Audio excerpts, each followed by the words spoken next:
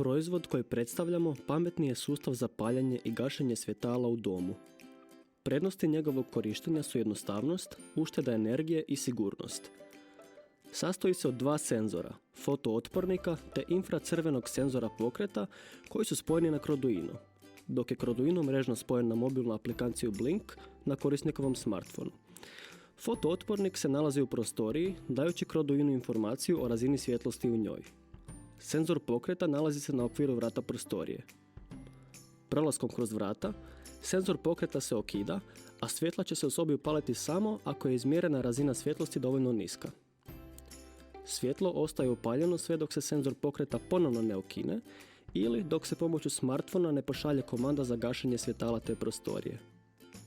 Aplikacijom na smartfonu moguće je kontrolirati intenzitet svjetlosti. Ukoliko korisnik nije kod kuće, sustav za paljanje svjetala pretvara se u sigurnosni sustav.